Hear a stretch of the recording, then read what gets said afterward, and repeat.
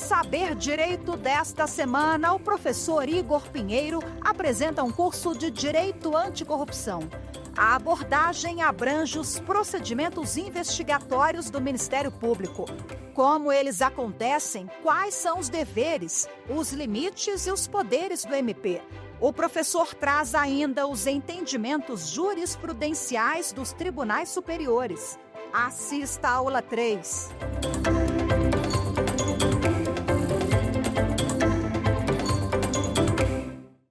Olá pessoal, tudo bem? Vamos dar seguimento aqui à nossa aula no Saber Direito da TV Justiça, abordando hoje os procedimentos investigatórios do Ministério Público.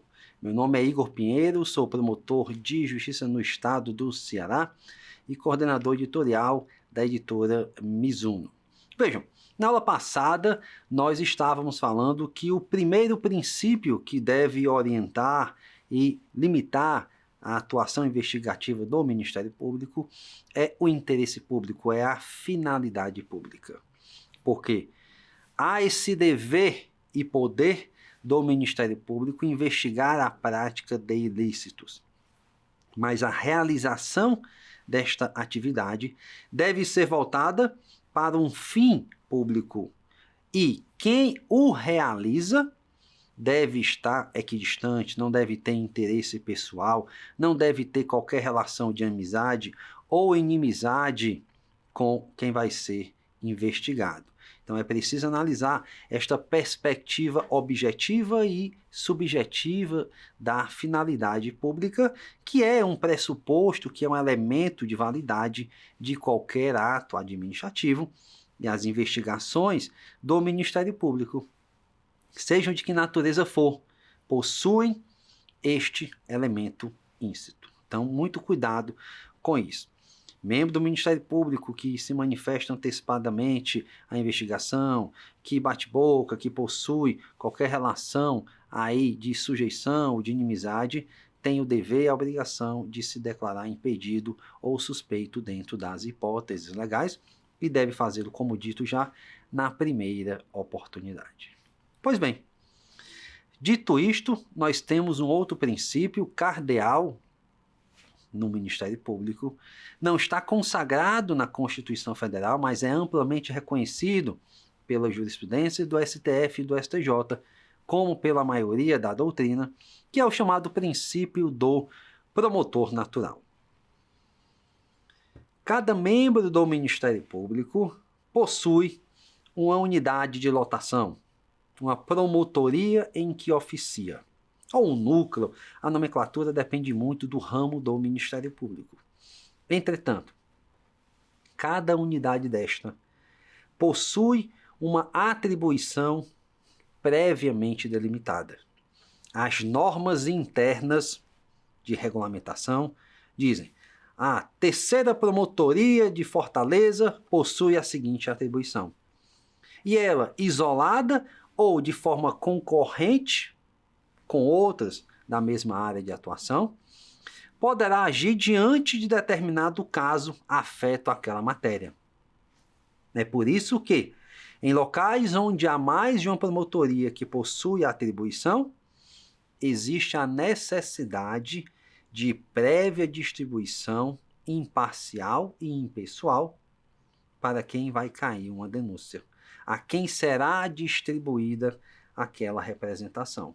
E o princípio do promotor natural é exatamente isto, que se respeite na instauração, na condução e na conclusão da investigação as regras prévias ao fato investigado.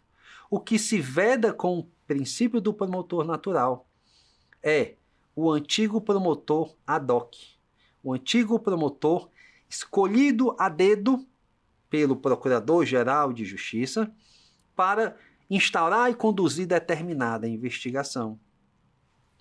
O princípio da impessoalidade, eu diria, é o gênero em que, na atuação do Ministério Público, se especializa com esta nomenclatura de princípio do promotor natural. Agora, não misturemos o fato do promotor ter que ser aquele previamente designado, aquele previamente previsto nas normas, com a impossibilidade dele ser auxiliado.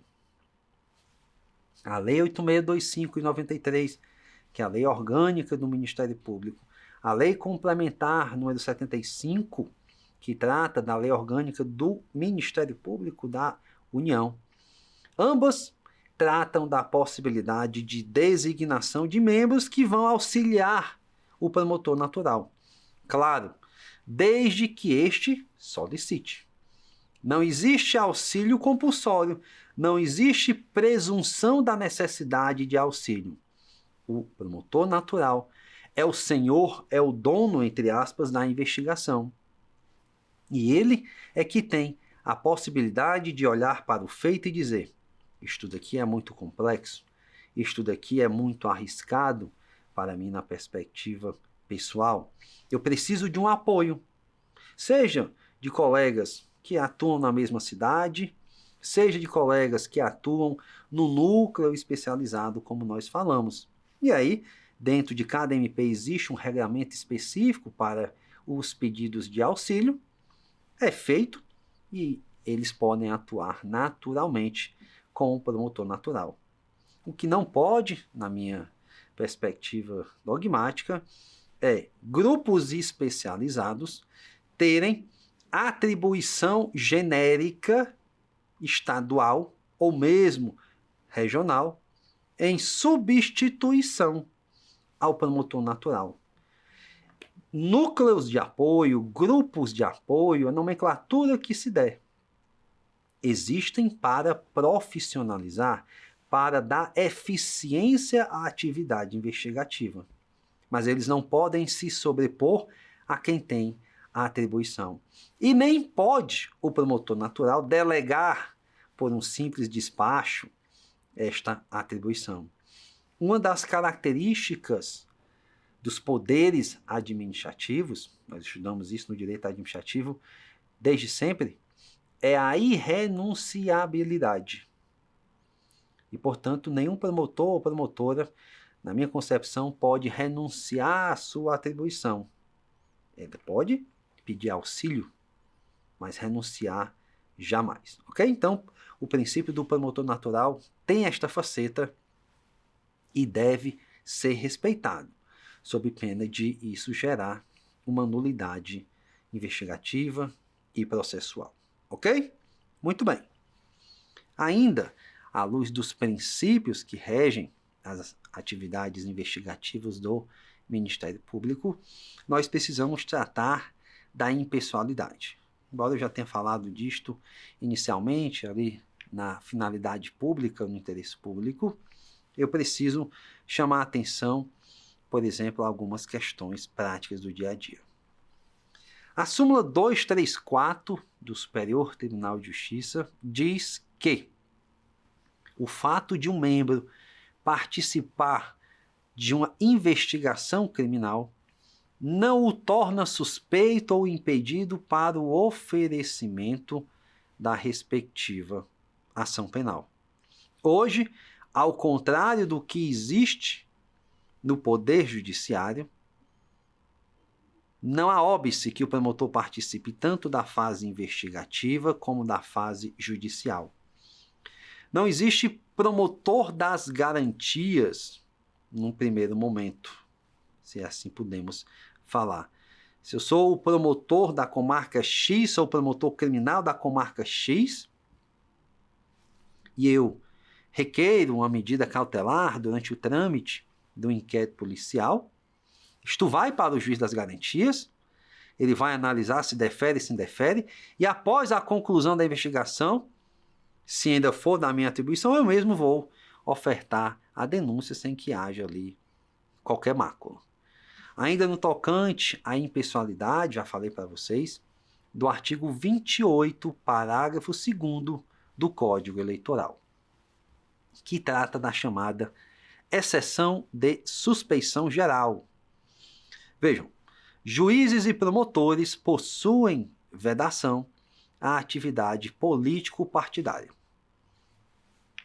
E a regulamentação, tanto de CNJ como de CNMP, É no sentido de que manifestações públicas, seja em rede social, seja em grupos de WhatsApp, Telegram ou qualquer aplicativo de comunicação em tempo real, de afeto, de apreço, de desapreço, de voto, de não voto, de crítica mais incisiva a partido, candidato ou ala política, é interpretado como uma atividade político-partidária.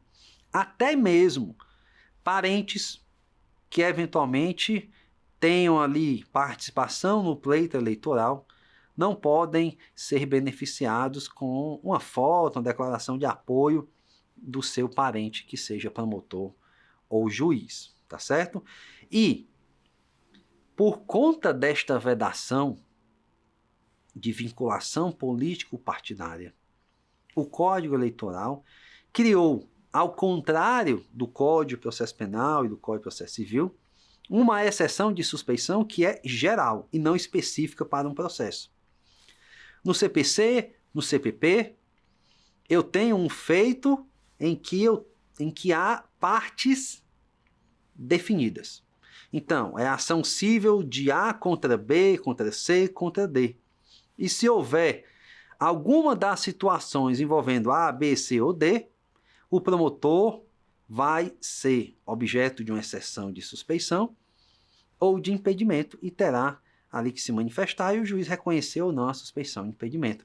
Mas aquilo vai valer para aquele processo específico. No contexto da investigação eleitoral, surge a possibilidade desta exceção geral, isto é, para todo o processo eleitoral. O MP, portanto, terá que afastar aquele membro do exercício da função eleitoral.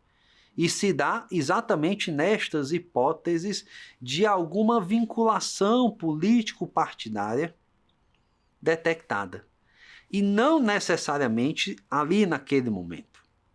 Se houver coleta de provas anteriores àquilo, mas que mostrem uma vinculação massiva e forte, não há dúvidas de que o promotor, a promotora, deverá ser afastado à luz da necessidade de respeito do princípio da imparcialidade, que é algo fundamental. Então, há esta nota específica da área eleitoral que vocês precisam ficar atentos.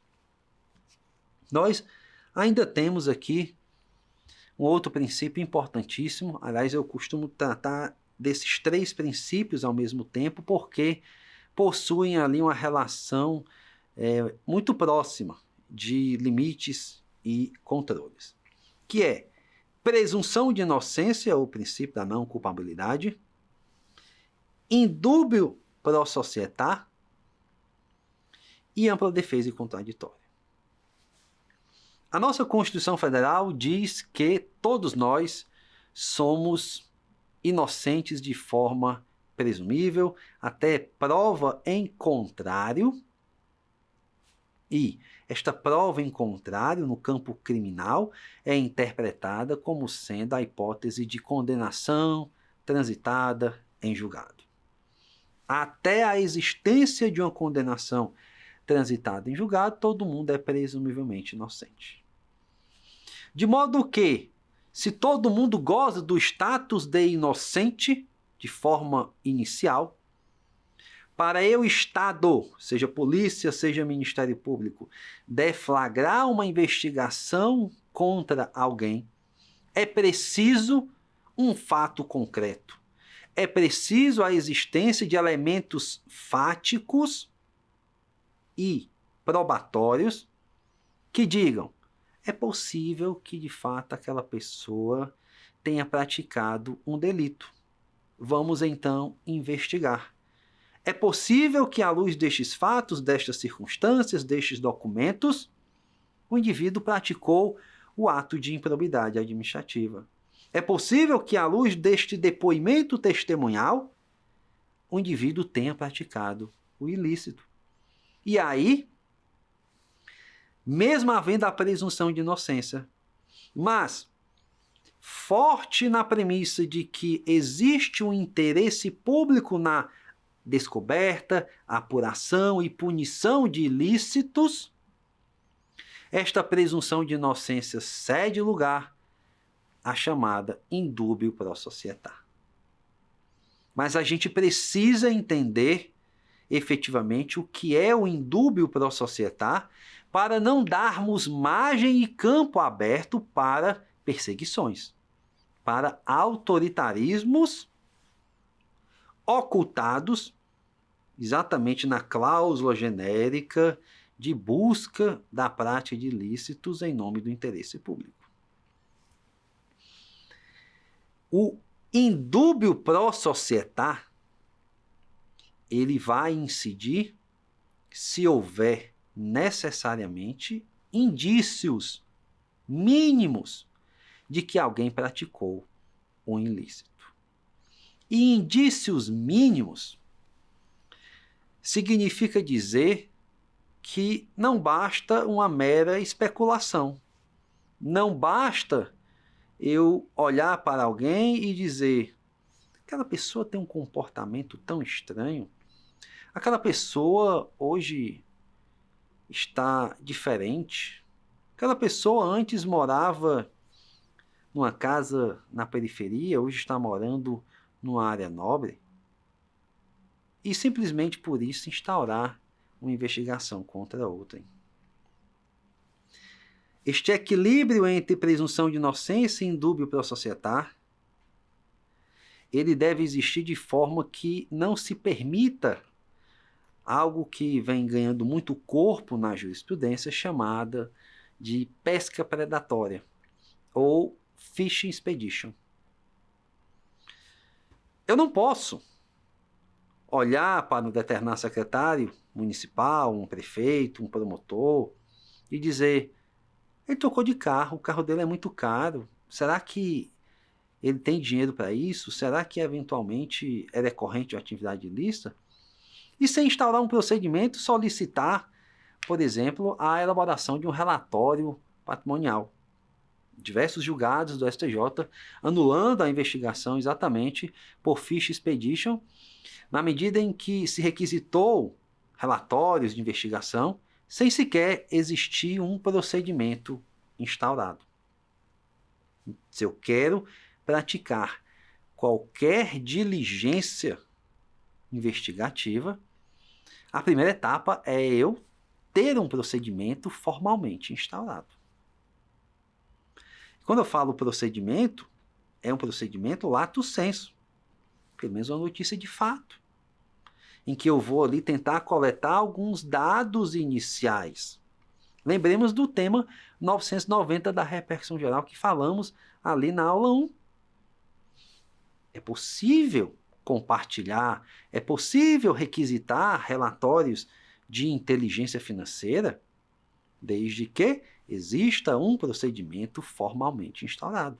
E STF e STJ vem seguindo esta linha. A notícia de fato é capitulada como procedimento formal para fins de incidência do tema 990 da repercussão geral.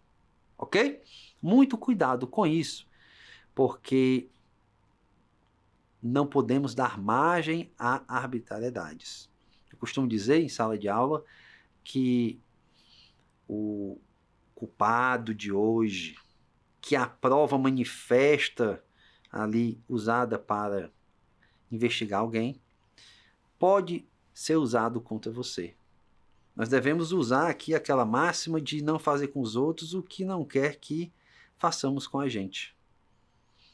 É preciso uma condução responsável, é preciso uma atuação firme, uma atuação destemida, uma atuação que vá até o fim contra quem é culpado para que seja condenado, preso, que perca seu cargo público, o que quer que seja. Mas eu preciso de indícios.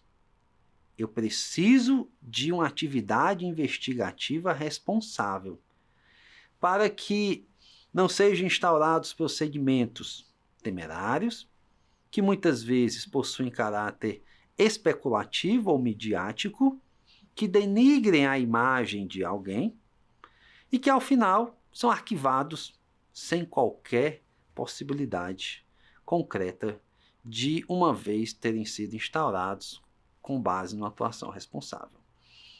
Então, presunção de inocência, indúbio pro società e vedação à ficha expedition são princípios fundamentais para este equilíbrio entre o direito fundamental do cidadão e o direito fundamental do Estado. Sim, assim como o cidadão tem o direito de não ser investigado de forma invasiva, sem elementos concretos, o Estado tem o que se chama de jus accusationis, o direito de investigar, o direito de acusar. Mas para eu chegar a este direito, eu preciso consolidar a existência de indícios mínimos. Ok? Muito bem.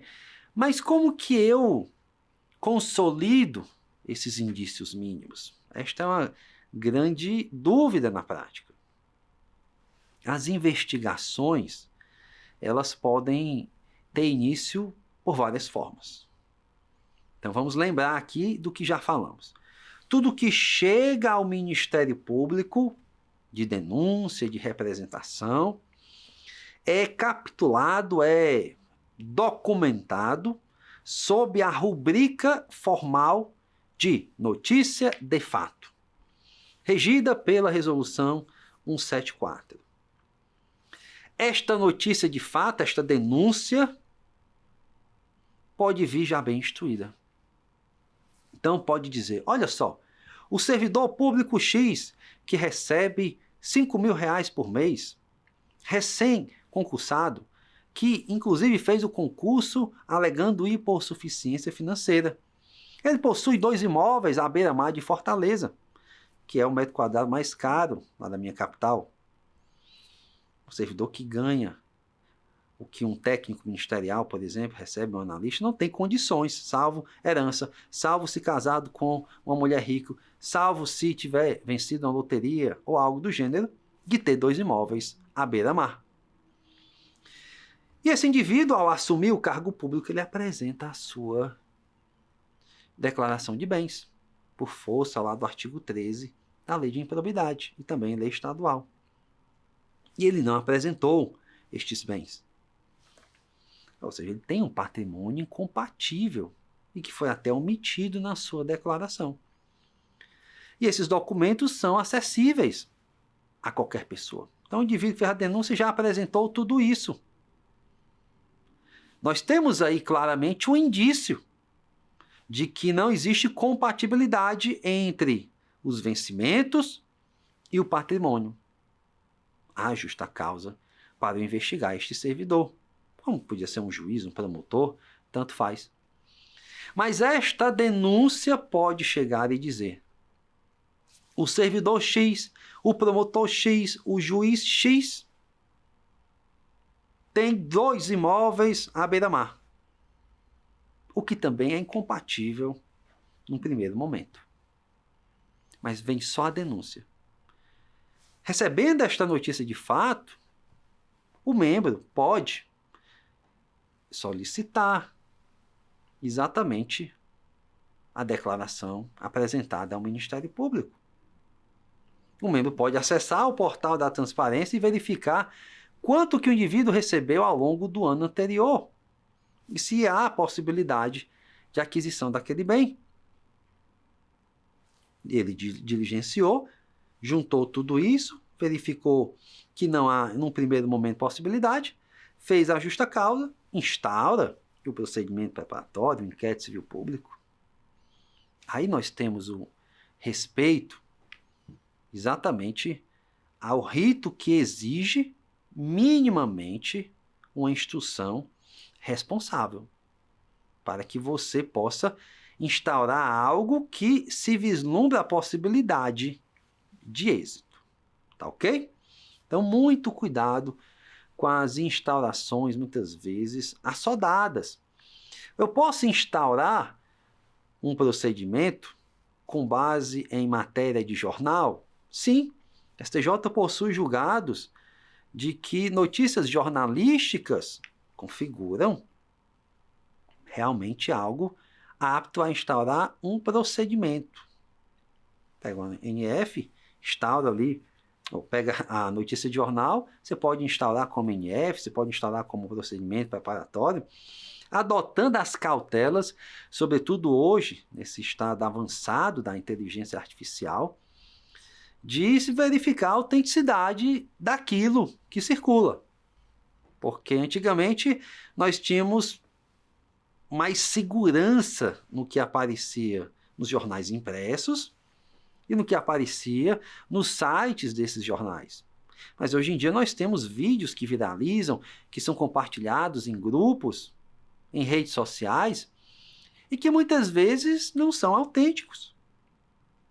Então é preciso cautela, é preciso uma contemporaneidade, uma atualização desse entendimento de que eu posso instaurar procedimento com base em matérias jornalísticas. Posso, mas eu tenho que tomar cautela mínima para a gente certificar que aquilo é algo autêntico. Denúncia anônima. As denúncias anônimas, ao longo do tempo, vêm sendo uma poderosa ferramenta para a comunicação de ilícitos e a instauração de procedimentos investigatórios. Aqui nós temos uma duplicidade de regramento que é preciso ser atentado. Quando eu falo de investigação criminal, em nenhuma hipótese eu posso instaurar um procedimento investigatório de natureza criminal somente com base na denúncia anônima. Isto significa dizer que se o membro recebe uma denúncia anônima da prática de um crime, ele vai precisar realizar diligências complementares. E diligências complementares que não sejam invasivas de direito. Então, se eu recebo a notícia de que o prefeito está autorizando a realização de inexigibilidades de licitação indevidas, se eu recebo a notícia que secretários municipais, assessores estão se manifestando favoravelmente a dispensas de licitação indevidas, eu não posso simplesmente com essa denúncia instaurar para ver se é verdade. Ninguém instaura um procedimento para ver se é verdade. Sobretudo com base na denúncia anônima. Eu tenho que receber isto, e quando envolve agentes públicos é facilitado, e procurar as bases de dados públicos. Ah, está falando de inexigibilidade? Então eu vou lá no PNCP, Portal Nacional das Contratações Públicas, instituído pela nova lei de licitações. Eu vou no portal da transparência do município e vou analisar os editais, o procedimento em si, e verificar se realmente existem ali indícios de ilegalidade. Trouxe para dentro do procedimento, da ANF no caso, isto, faça um despacho circunstanciado, dizendo, ó, recebeu os denúncia anônima apontando isso e isso. Em diligência complementar, procedi a análise no portal de transparência da inexigibilidade XWZ, em que verifiquei a seguinte irregularidade, tal. Diante do exposto, determina a instauração de procedimento apuratório. Tranquilo. Você diligenciou minimamente, com base na denúncia anônima. Agora, muito cuidado. O decurso do tempo não autoriza investigação criminal só com base em denúncia anônima. Então, o indivíduo faz uma denúncia anônima contra um gestor público qualquer. E lá aponta prática de crimes, etc. Instaura-se a ANF. Passa o primeiro prazo. Passa a possibilidade de prorrogação. Nenhuma diligência investigativa é realizada.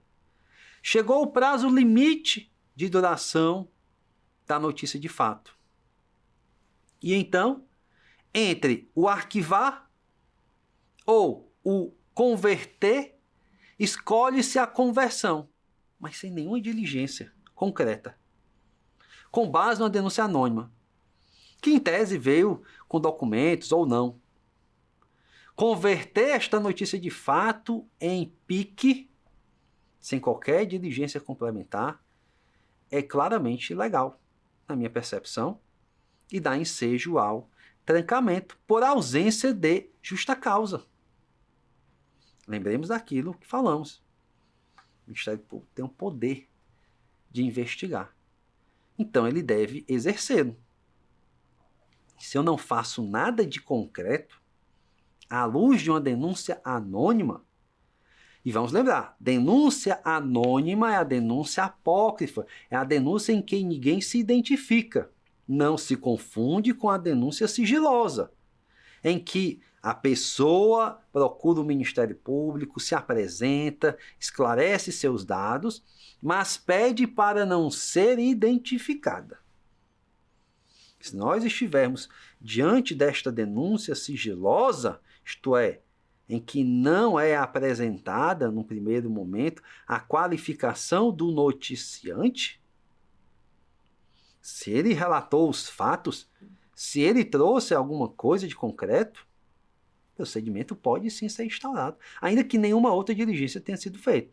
Mas se eu estou diante de uma denúncia apócrifa, anônima, o decurso do prazo da tramitação da ANF não pode servir de fundamento em nome do interesse público, em nome do indúbio pro societar, de conversão num procedimento investigatório, porque nada de concreto foi feito para eu verificar minimamente a existência de indício da suposta infração penal praticada. Então, muito cuidado com isso. Diferente, contudo, é a situação dos procedimentos cíveis. O STJ já disse em reiteradas ocasiões: denúncia anônima pode dar ensejo à instauração de investigações de natureza civil. Igor, mas por que esta diferença de tratamento? Interpretação da corte. Porque a investigação civil tem o mesmo caráter invasivo da investigação criminal. Existem poucas limitações, diversas, não é verdade? Claro que eu não posso pedir uma prisão na investigação civil, quando eu só posso na criminal. Talvez por essa maior repercussão, maior gravidade que podem ser levadas na investigação criminal, fez-se, esse condicionamento. A jurisprudência é consolidada nesse sentido.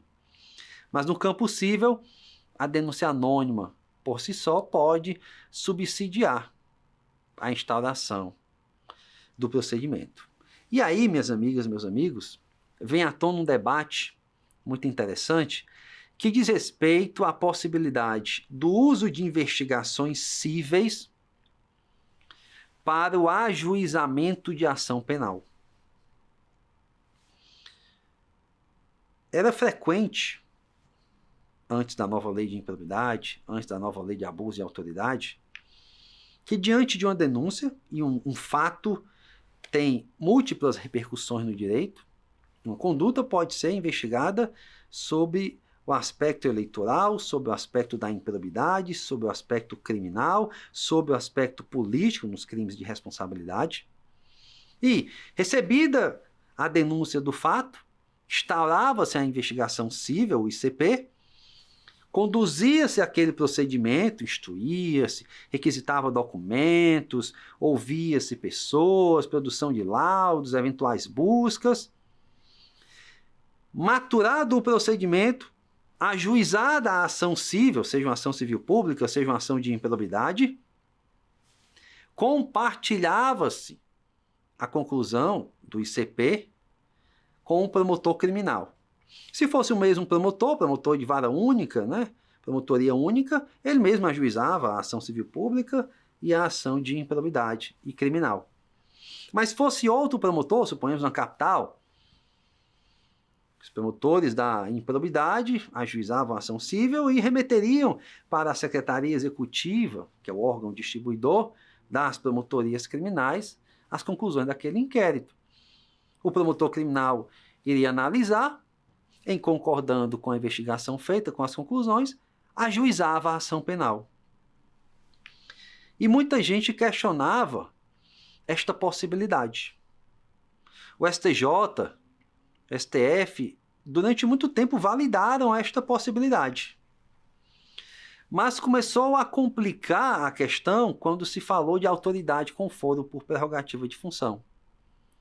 Alguns julgados começaram a dizer: ainda que instaurado um procedimento cível pela conduta X, se este procedimento envolvesse conduta de autoridade com foro por prerrogativa de função, era necessário que já ali naquele momento inicial fosse remetido a quem de direito, a quem tem a atribuição para investigar a pessoa, a notícia, para que fosse instaurada a investigação criminal. E as duas tramitassem em paralelo. Entretanto, no final de 2024, o STJ decidiu, pacificou a questão já, no sentido de que não há qualquer nulidade.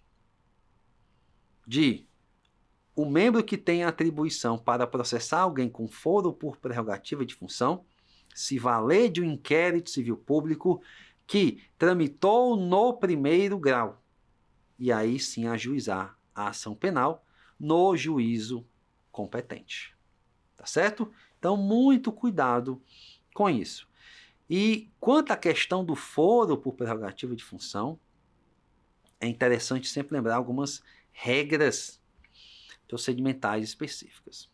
Em primeiro lugar, depois de muita oscilação, o Supremo, na questão de ordem da ação penal 937, decidiu que só há foro por prerrogativa de função criminal, porque no campo civil não há foro por prerrogativa de função como regra. Existem algumas hipóteses de competência originária, nós vamos falar, mas a regra é: não há foro por prerrogativa de função em investigação civil, em improbidade, em inquérito civil, nada disso. Mas, no campo criminal, neste julgado, questão de ordem na ação penal 937, o Supremo diz: para que haja foro por prerrogativa de função, é preciso dois aspectos. Primeiro, que a conduta seja praticada no exercício do cargo que tem direito ao foro.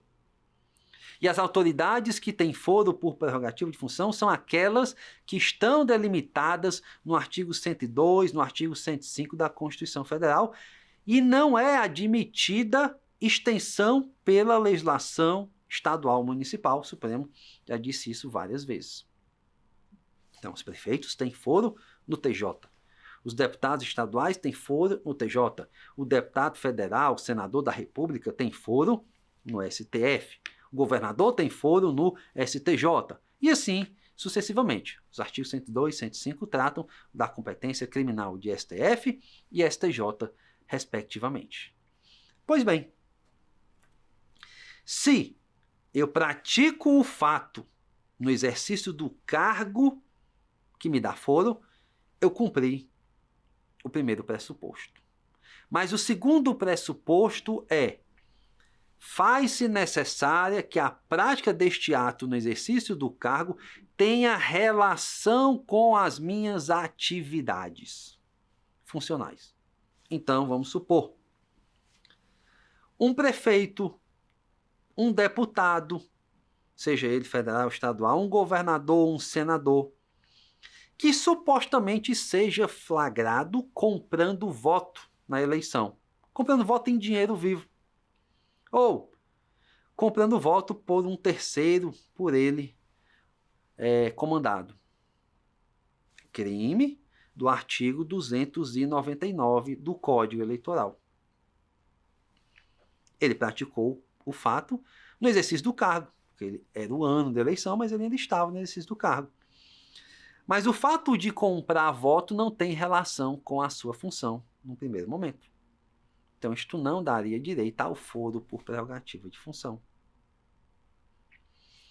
Diferente, contudo, se o prefeito, se o governador, por exemplo, ou mesmo o parlamentar, dissesse, olha, vote em mim que eu vou conseguir para você uma função comissionada no meu gabinete, que eu vou conseguir para você um contrato temporário. Aí nós teríamos este elo com o exercício da função que dá direito a foro e completaria o binômio necessário para a sua existência. Pois bem, o respeito ao foro seguiu durante um tempo esta lógica da questão de ordem na ação penal 937. Entretanto, há no Supremo o inquérito 4787, que ainda não foi julgado definitivamente, mas que já tem maioria de votos. Já há 6 votos, no sentido de fazer uma relativização ou ampliação do foro, que é a seguinte. Até o inquérito 4787, dizia-se, cessou o exercício do cargo que dá direito ao foro, o processo, se for ação penal, ou o procedimento supervisionado pelo tribunal, vai descer para o primeiro grau de jurisdição, para o juiz competente, para o juiz natural, para o promotor natural conduzir a investigação. Salvo se já tiver o processo em fase final e se evita ali uma burla ao foro. Então, se houver intimação para a finalização do processo, não se admite mais a renúncia, como muitos faziam, para que o processo descesse de grau de jurisdição. Pois bem, neste inquérito 4787, a tese vencedora é a seguinte. Ainda que o indivíduo deixe de exercer o cargo que lhe dá direito ao foro, ele vai continuar tendo a ação, o inquérito tramitando na corte competente. No final de 2024, já há uma decisão monocrática em reclamação do ministro Gilmar Mendes, exatamente nesta linha, garantindo a manutenção do foro à autoridade que o tinha, mas que deixou de exercer o cargo respectivo. Então, é importante você aí anotar o inquérito 4787, o início desta modificação e esperar a conclusão do julgamento. Mas já há julgado, como disse eu, aplicando a tese fixada ali. Ok? Muito bem. Ainda nós temos aqui nos princípios a questão da publicidade. A publicidade das investigações do Ministério Público é a regra. Sobretudo no campo civil, sobretudo no campo eleitoral. Não existe obrigatoriedade de sigilo. A regra é a publicidade. Publicidade responsável. Nós vamos ver que, por exemplo, o artigo 38 da nova lei do abuso de autoridade traz algumas limitações e até punição para quem se excede na divulgação de procedimentos investigatórios, sejam eles cíveis ou criminais. Mas a regra é publicidade dos procedimentos cíveis e eleitorais. Salvo quando o interesse público exigir o contrário, salvo quando o sigilo for necessário para uma boa elucidação da verdade, salvo quando a intimidade, a honra do investigado exigirem nesse sentido. Igor, mas é claro que em todo procedimento investigatório, a pessoa que é ali apontada como autora vai querer o sigilo, para exatamente não ter a sua honra devassada. Porém é preciso algo mais concreto. Vamos supor, no contexto eleitoral. Se nós estamos ali na iminência do processo eleitoral, faltando dias, faltando um mês, 15 dias. E há notícia da prática de um ilícito praticado por qualquer dos candidatos. É claro que o Ministério Público tem que instaurar o procedimento, tem que apurar de forma célere e pode até divulgar sumariamente. Se achar que aquilo é interessante, se achar que aquilo poderá trazer terceiros, outras vítimas, testemunhas para contribuírem com a investigação. Mas não pode instaurar e dizer: o Ministério Público instaurou o procedimento de investigação contra o candidato tal, que estaria fazendo isso, aquilo, outro, porque isso, no equilíbrio, vai trazer potencialmente um prejuízo. E eu não sou partidário da tese de que autor de ilícito tem direito à privacidade, à intimidade, ou ao direito subjetivo de continuar praticando ilícitos. Na verdade, o direito subjetivo é da sociedade de não ter ali indivíduos praticando ilícitos no processo eleitoral que exige igualdade. Mas a gente precisa garantir isso, porque a denúncia pode ser falsa. E a gente tem que equilibrar, como eu disse para vocês. Tá certo? Então, a gente vai continuar o estudo dos princípios incidentes sobre as investigações no próximo bloco, porque agora é a hora do nosso quiz.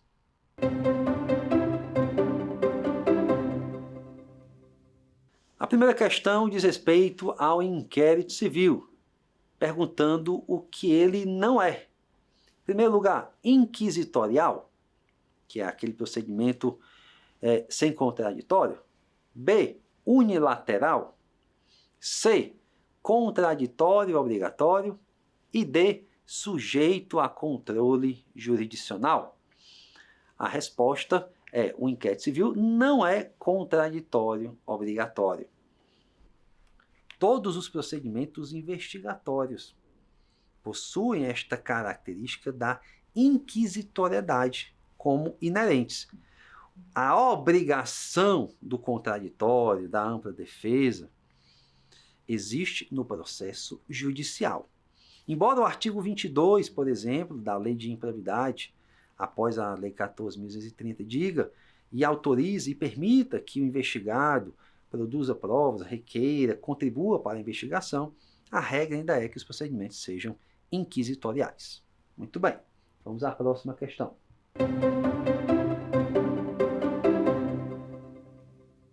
O inquérito civil para investigar ato de improbidade administrativa. A. Não possui prazo máximo previsto na legislação. B. Possui o prazo máximo de 3 anos. C. Possui prazo máximo previsto na legislação de natureza própria, isto é, peremptória. E D. Possui prazo máximo previsto na legislação de natureza imprópria. A alternativa correta é o item D de dado. Porque nós vimos que, após a Lei 14.230, o inquérito civil público voltado para apurar especificamente ato de improbidade tem a duração de 365 dias, prorrogáveis por até mais 365 dias, que tem, a priori, prazo impróprio.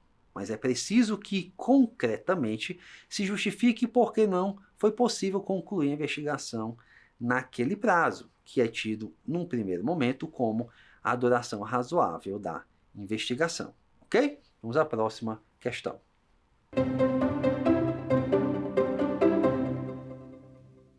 Sobre o arquivamento do inquérito civil, alternativa A. No caso de improbidade administrativa, deve ser remetido ao Colégio de Procuradores de Justiça. B. No caso de improbidade administrativa, deve ser remetido ao Conselho Superior do Ministério Público. C. No caso de improbidade administrativa, deve ser remetido ao Poder Judiciário. E D.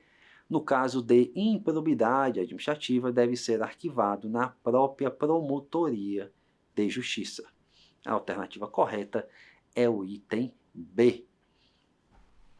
Vejam, nós vimos que a regra geral é dos procedimentos criminais terem a sua instauração, prorrogação e conclusão submetidos ao judiciário.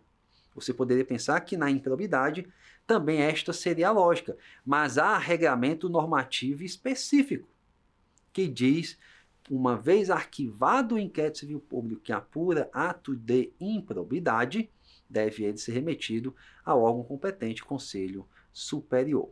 Pois bem, vimos aqui no quiz questões que dizem respeito aos procedimentos investigatórios, à incidência prática de alguns princípios.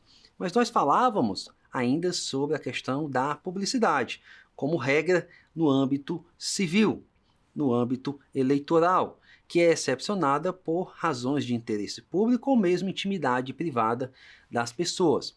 Já no campo criminal, a regra é o contrário. No campo criminal, as investigações, sejam da polícia, sejam do Ministério Público, seguem a regra do sigilo. Porque os crimes têm essa natureza mais ofensiva à honra das pessoas. E, portanto, é preciso resguardar o sigilo, que pode ser relativizado, ao contrário do cível, exatamente pelas razões de interesse público na apuração dos fatos, para que você encontre testemunhas que possam contribuir com aquela investigação. E aqui vem exatamente a necessidade de conhecer o artigo 38 da nova lei do abuso de autoridade. Este tipo penal tipifica como criminosa a conduta de quem imputa, de quem traz acusação contra outrem antes de encerradas as investigações. E aqui surge a necessidade exatamente do equilíbrio entre o interesse público e o interesse privado. Eu posso instaurar um procedimento investigatório contra alguém. E esta instauração pode ser divulgada desde que não se atribua culpa antecipada ao suspeito inicial. E atribuir culpa antecipada é, segundo a lei, antes de formalizada a acusação. O entendimento sobre essa expressão, antes de formalizada a acusação, é muito disforme na doutrina. Há quem defenda que é de fato só a peça principal, é só a ação civil pública, a denúncia criminal. Há quem entenda, porém, que requerimentos cautelares que já apontam alguém como suposto autor daquele crime autorizaria a divulgação do procedimento, excluindo o crime do artigo 38. De qualquer forma, seguindo uma corrente ou outra, o indivíduo não praticará o crime de abuso de autoridade, porque o artigo 1º da Lei 13.869 de 2019 diz expressamente que a divergência doutrinária exclui o dolo específico do crime de abuso de autoridade. E é exatamente aqui a hipótese. Então, muito cuidado com esta questão do sigilo das investigações. Porque divulgar procedimentos sigilosos é ato de improbidade administrativa, é crime funcional e também infração disciplinar. É preciso responsabilidade. Mas, Igor, como que a gente vê, muitas vezes, interceptações telefônicas que chegam primeiro à imprensa do que ao processo? Então, é exatamente disso que nós estamos falando. Violação de sigilo funcional, que configura ato de improbidade, infração disciplinar e crime funcional. Ok? Então, essa é a temática fundamental. E você consegue estudar essa matéria de forma aprofundada no meu livro Procedimentos Investigatórios do Ministério Público, Direito Anticorrupção, Nova Lei de Abuso de Autoridade e também Nova Lei de Improbidade, comentada todos pela editora Mizuno. Siga também nossas redes sociais, @prof. Igor Pinheiro, e esta aula e todas as outras você vai acompanhar no YouTube da TV Justiça e também no aplicativo TV Justiça Mais. Um grande abraço e até a próxima aula. Quer Quer dar alguma sugestão de tema para os cursos do Saber Direito? Então mande um e-mail para a gente, saberdireito@stf.jus.br. Você também pode estudar pela internet. Acesse o nosso site radioetvjustiça.jus.br ou pode rever as aulas no canal do YouTube, @Rádio e TV Justiça.